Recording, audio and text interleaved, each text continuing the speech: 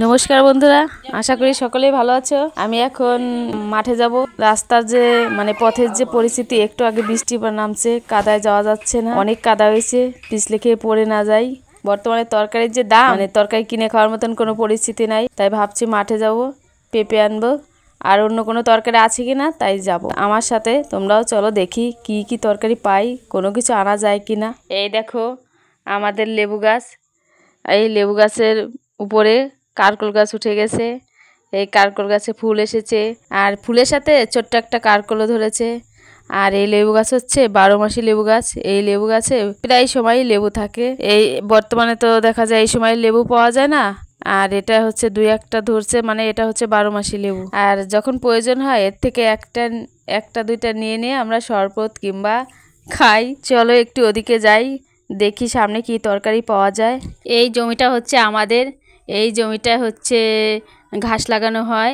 এটা মাঠে আসলে অনেকই আমার ভালো লাগে, কারণ কি যে মাঠের নির্মল পরিবেশ, মুক্ত আবহাওয়া অনেক সুন্দর লাগে। এটা হচ্ছে ঘাস, এই ঘাসটা হচ্ছে একবার কাটে খাওয়ানো হয়েছে গরুকে। আর এটা হচ্ছে নরম ঘাস, ছাগল আর গরুতে খায়। এই ঘাসটা হচ্ছে লাগানো ঘাস। আর হচ্ছে সামনে হচ্ছে আলু গাছ, এই যে গাছ আলু যাকে বলে, গাছের উপর দিয়ে হয়। এই গাছে আলু ধরে, আবার নিচেও আলু হয়। নিচের আলুটা খেতে অনেক সুস্বাদু। এই দেখো গাছে ফল ধরেছে, এই ফলটা এখনো বড় হয়নি। এই ফলটা অনেক বড় হয়, আর খেতে অনেকই ভালো লাগে, কারণ কি দেখা যায় কি শোল মাছ কিংবা অন্য কোনো দেশি মাছ দিয়ে রান্না করলে ভালো লাগে। আর কিছুদিন পরেই এই আলুটা বড় হবে। আর মাঝে মধ্যে দেখা যায় কি যখন তরকারি থাকে না, তখন এই আলু দিয়ে চালিয়ে যাই। দেখো গাছটা বেলগাছের উপর উঠে গেছে, তো বেলগাছটা সমস্যা হচ্ছে। বেলগাছটা একদমই বেল আসছে না, কারণ বেল আসার সময় হয়ে গেছে, তবুও বেল আসছে না, কারণ এই গাছ উঠেছে বলে বেলগাছটার সমস্যা হচ্ছে। এই দেখো গাছে পেঁপে ধরেছে। এটা হচ্ছে আমাদের গাছ না, এটা হচ্ছে কাকাদের গাছ। আমাদের গাছ হচ্ছে ওই পাশে, তোমাদেরকে দেখাবো। আর হচ্ছে গাছে দেখো, আর পেঁপে খাওয়া অনেক ভালো, লিভারের পক্ষে ভালো হয়। আর পেঁপে খাওয়াটা অনেক দেহের পক্ষে জরুরি। আর এই দেখো গাছে ধুন্দুল ধরে গেছে। এটা হচ্ছে ছোট ধুন্দুল, আর এই পাশে বড় একটা ধুন্দুল আছে। দেখো, এই দেখো বড় ধুন্দুল। এই বড় ধুন্দুল হচ্ছে ধুন্দুল খেতেও অনেকই ভালো লাগে, কারণ কি ছোটো মাছ দিয়ে চচ্চড়ি রান্না করলেও ভালো লাগে। আর ধুন্দুল অনেক মিষ্টি হয় বোধহয়। দেখা যায় কি কালো পিঁপড়া লাগে, কালো পিঁপড়া কিংবা পাখি আছে এক পদের, ওই যে ছোটো ছোটো দেখা যায় পিছনে লাল থাকে, ওই পাখিকে কী বলে তোমরা কমেন্টে জানিয়ে দেও বন্ধুরা। আমি তো জানি ওই পাখিকে বুলবুলি পাখি বলে, কিন্তু তোমরা কি জানো ওটা জানিয়ে দিও। ওই পাখিতে ওই ধুন্দুলগুলো অনেক খাওয়া পছন্দ করে। আর কালো পিঁপড়াও অনেক এই ধুন্দুলগুলো খেয়ে নেয়। চলো বন্ধুরা, তাহলে সামনের দিক যাওয়া যায়। আর কি তরকারি আছে, পেঁপে গাছের কাছে যাই, কাঁচকলা গাছ আছে সেটাও দেখি। এ হচ্ছে মোচা ছাড়া কলা গাছ। এই গাছে মোচা হয় না, শুধু ওই অবস্থায় কলা বেরোয়। দেখো বন্ধুরা, এ হচ্ছে একটা মোচা। আজকে যেহেতু রান্নার বাড়িতে কিছু নেই, আর তরকারি যে পরিমাণ দাম বেড়েছে, আমাদের মতন মানুষের কিনে খাওয়া অসম্ভব। আমরা তো মধ্যবিত্ত পরিবার, আমাদের তো এরকম নেই, কীভাবে কিনে খাবো। তরকারি কেনাটা এখন অনেকই সমস্যা হয়ে গেছে। বন্ধুরা দেখো, এই দেখো আমার কাঁচকলা গাছ, গাছে কলা ধরে গেছে। এখান থেকে কলা নিচ থেকে নিয়ে আমরা খেয়েছি, আর এই কয়টা রয়ে গেছে। যখন প্রয়োজন হয় তখন দেখা যায় 4-5টা করে নিয়ে আমরা খেয়ে নিই। গাছে কলা থাকলে শুকায় না, আর দেখা যায় একবারে নিয়ে গেলে বাড়িতে নিলে শুকায় যায়, সেই জন্য গাছেই রেখে দিয়েছি, যখন প্রয়োজন হয় তখনই নেই। দেখো একটু মৃদু মৃদু বাতাস বইছে, খুব ভালো লাগছে। এই মুগ্ধ পরিবেশটা অনেক সুন্দর লাগছে, তোমাদেরকেও ভালো লাগবে।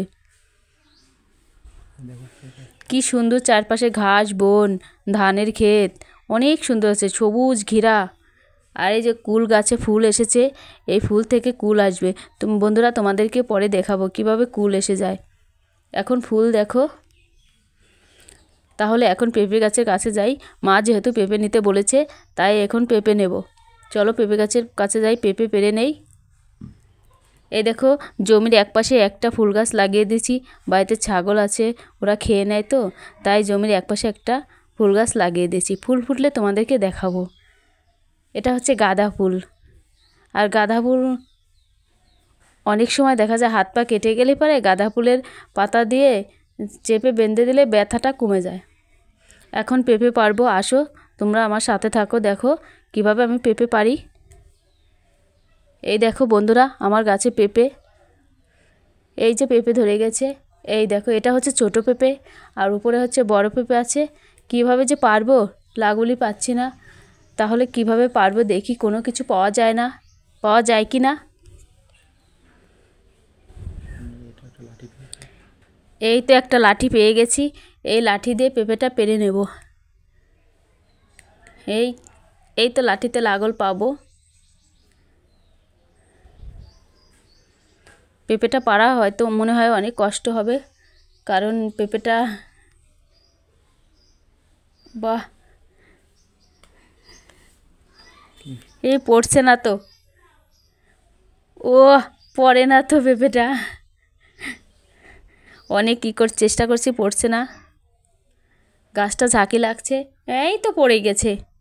দেখো বন্ধুরা পেঁপে পেরে ফেলেছি, দেখছো কত বড় একটা পেঁপে পেরে ফেলেছি।